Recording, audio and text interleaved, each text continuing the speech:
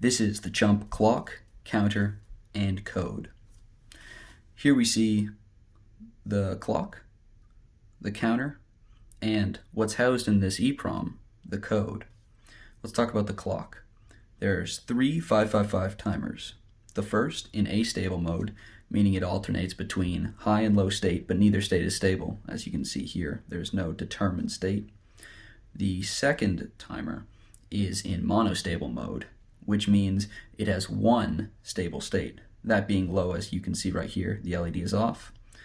The final timer in bistable mode, meaning it has 2 stable states. Currently it's in its high stable state, but it could also be in its low stable state.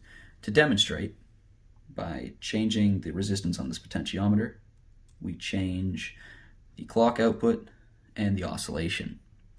By pressing this button, we demonstrate we can put the monostable timer into a high state. However, when we take the button off, it goes back to low, implying that its stable state is low.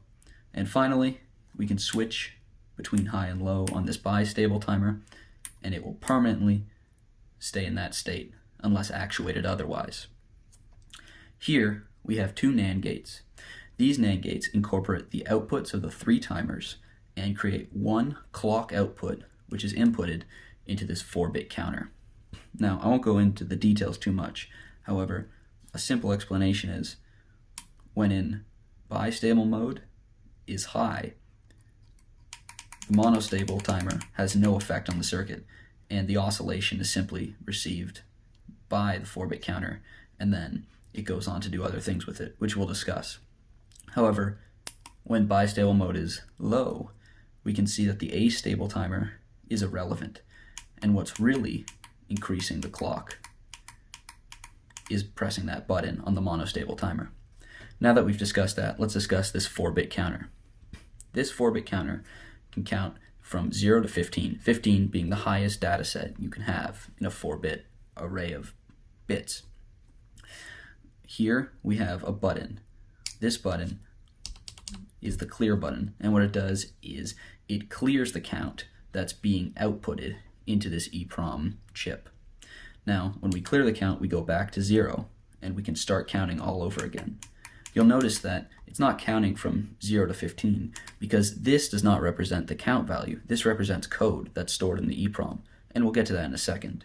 But first, these 2 buttons are activating the load pin here.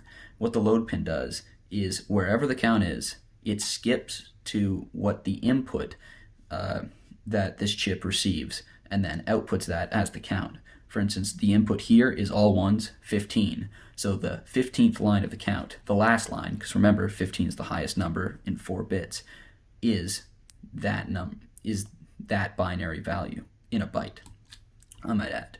Now, why is this EEPROM register here?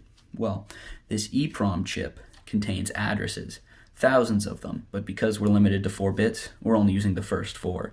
Now, first 4 still means 15, so we have 15 addresses here, and in each address we can store a byte.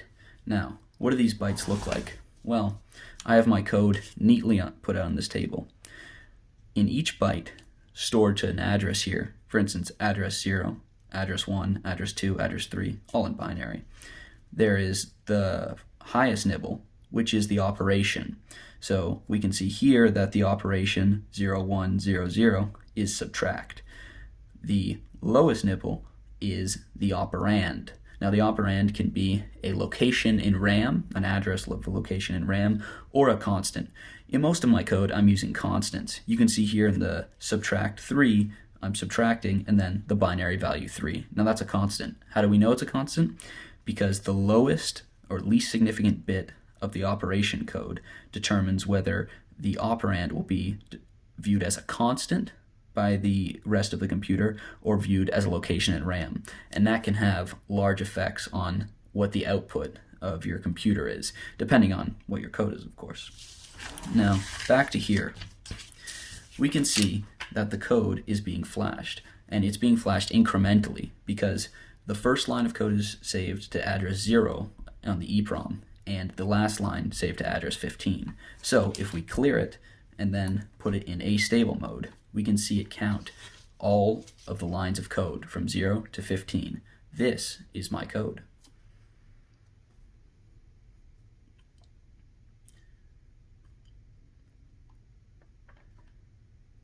And just to demonstrate, if we go back to 0 and increment it to the second line, because the first is 0, we can see here that the second line of code is 0, 1, 1, 0, 0, 0, 1, 0. And that identically matches to the code represented on these LEDs. Red for the high nibble, green for the low nibble. Thank you for watching.